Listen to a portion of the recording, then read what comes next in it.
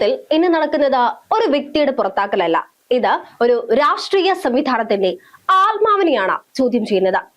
രക്തസാക്ഷിയുടെ പേരിൽ പിരിച്ച പണം എവിടെ പോയെന്ന് ചോദിച്ച ഒരാളെ അതേ പാർട്ടി പുറത്താക്കുന്ന കാഴ്ചയാണ് നമ്മളിപ്പോൾ കാണുന്നത്.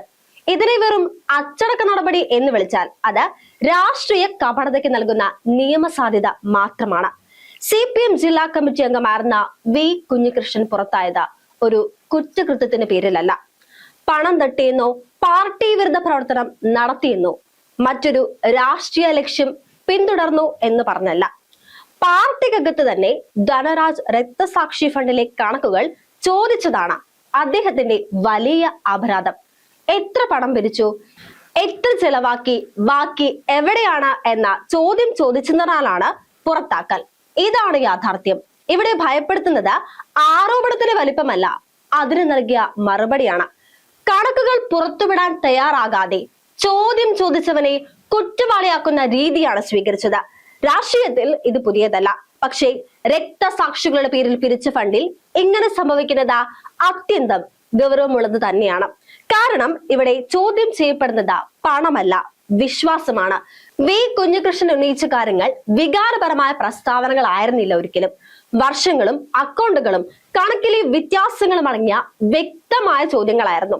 2015 മുതൽ 2018 വരെ ശേഖരിച്ച ഫണ്ടിന്റെ വരവ് ചെലവ് കണക്കുകൾ സമയത്ത് അവതരിപ്പിക്കാത്തതും, 2021 കാണിക്കാത്ത കണക്കുകൾ 2024 അവതരിപ്പിച്ചതും, ലക്ഷക്കണക്കിന് രൂപയുടെ കണക്കില്ലായ്മയും ഇവയൊന്നും ചെറുതായി തള്ളിക്കളയാവുന്ന വിഷയങ്ങളല്ല. സാധാരണ ജനങ്ങൾ സ്വാഭാവികമായി ചോദിക്കുന്ന ഒരു ചോദ്യം ഇവിടെ ഉയരുന്നു. ഇത്തരത്തിലുള്ള ആരോപണങ്ങൾ ഉയർന്നപ്പോൾ എന്തുകൊണ്ട് സുതാര്യമായ ഒരു അന്വേഷണം നടന്നില്ല? എന്തുകൊണ്ട് കണക്കുകൾ പൊതുജനങ്ങൾക്ക് മുന്നിൽ വെച്ചില്ല? ഈ ചോദ്യങ്ങൾക്ക് മറുപടി നൽകുന്നതിന് പകരം പാർട്ടി നേതൃത്വം തെരഞ്ഞെടുത്ത വഴി എന്താണ്? വിമർശകനെ അങ്ങ് പുറത്താക്കുക. രാഷ്ട്രീയമായി ഏറ്റവും അപകടകരമായ വഴിയാണിത്. ജനങ്ങളിൽ നിന്ന് പിരിച്ച പണം പാർട്ടിയുടെ സ്വകാര്യ സ്വത്തല്ല, അത് പൊതുസമൂഹത്തിന്റെ വിശ്വാസത്തിന്റെ പണമാണ്. അത്തരമൊരു ഫണ്ടിന്റെ കണക്കുകൾ മാധ്യമങ്ങളോട് പറയാൻ കഴിയില്ലെന്ന് പറയുന്നത് യഥാർത്ഥത്തിൽ ജനങ്ങളോട് ഉത്തരവാദിത്തം ഇല്ലെന്ന് പ്രഖ്യാപിക്കുന്നതിന് തുല്യമാണ്. കണക്കുകൾ ശരിയായിരുന്നെങ്കിൽ അവ മറയ്ക്കേണ്ട ആവശ്യം എന്താണ്? മറയ്ക്കൽ തന്നെ സംശയം വളർത്തും. അത് ഒഴിവാക്കാൻ ഒരിക്കലും കഴിയില്ല. ഇതോടൊപ്പം പാർട്ടി കെട്ടിട നിർമ്മാണ ഫണ്ടുമായി ബന്ധപ്പെട്ടും ഗുരുതരമായ ആരോപണങ്ങൾ ഉയരുന്നുണ്ട്. വരവിനൊപ്പം ചിലവ് ആനുപാതികമായി വർദ്ധിക്കുന്ന കണക്കുകൾ, പണി പൂർത്തിയായിട്ടും ചിലവ് തുടരുന്ന രേഖകൾ, ഇതൊക്കെ അക്കൗണ്ടിംഗ് പിഴവുകളായി മാത്രം തള്ളിക്കളയാൻ സാധിക്കില്ല. ചോദ്യം ചെയ്തപ്പോഴാകട്ടെ വിശദീകരണം നൽകുന്നതിന് പകരം അച്ചടക്ക ലംഘനം എന്ന മുദ്ര കുത്തലാണ് നടന്നത്.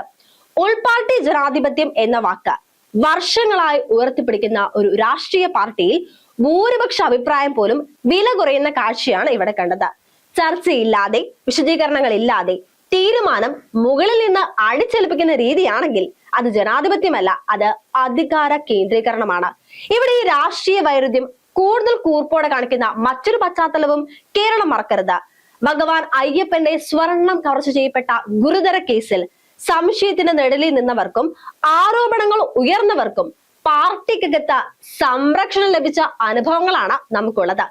വിശ്വാസത്തിന്റെ ഏറ്റവും പരിശുദ്ധമായ പ്രതീകമായ ശബരിമലയിൽ നിന്ന് മോഷ്ടിക്കപ്പെട്ട സ്വർണം പോലും രാഷ്ട്രീയ സ്വാധീനത്തിന് മുന്നിൽ വിഷയമല്ല എന്നായപ്പോൾ രക്തസാക്ഷിയുടെ പേരിൽ പിരിച്ച പണത്തിന്റെ കണക്കുകൾ അത് ചോദിച്ചത് എങ്ങനെയാണ് അതിക്രമമായി മാറുന്നത് എന്നതാണ് ഇവിടെ ഉയർന്ന പ്രധാന ചോദ്യം. വിശ്വാസത്തിന്റെ സ്വർണം നഷ്ടപ്പെട്ടാലും പ്രശ്നമില്ല, പക്ഷേ വിശ്വാസത്തിന്റെ പേരിൽ പിരിച്ച പണത്തിന്റെ കണക്കുകൾ ചോദിച്ചാൽ പുറത്താക്കൽ, ഇതാണോ കേരളത്തിൽ ഇന്ന് നിലനിൽക്കുന്ന രാഷ്ട്രീയ നൈതികത? പിന്നെ മാധ്യമങ്ങൾക്ക് അഭിമുഖം നൽകിയതിനെ ചുറ്റിപ്പറ്റിയുള്ള വിവാദം യഥാർത്ഥ പ്രശ്നത്തിൽ നിന്ന് ശ്രദ്ധ തിരിക്കാൻ മാത്രമാണിത്.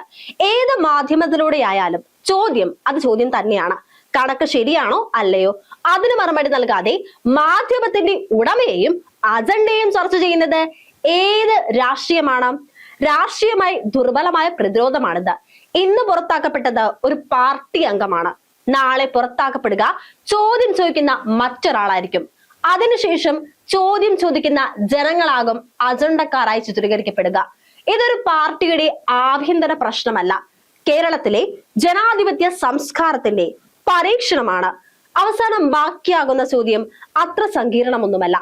രക്തസാക്ഷികളുടെ പേരിൽ പിരിച്ച പണത്തിന്റെ കണക്കുകൾ അത് പൊതുജനങ്ങൾക്ക് മുന്നിൽ വെക്കാൻ എന്തിനാണ് ഇത്ര ഭയം? ഭയമുണ്ടെങ്കിൽ പ്രശ്നവും അവിടെ തന്നെയാണ്. അത് നമുക്ക് എല്ലാവർക്കും മനസ്സിലാക്കാൻ പറ്റുന്ന കാര്യവും തന്നെയാണ്.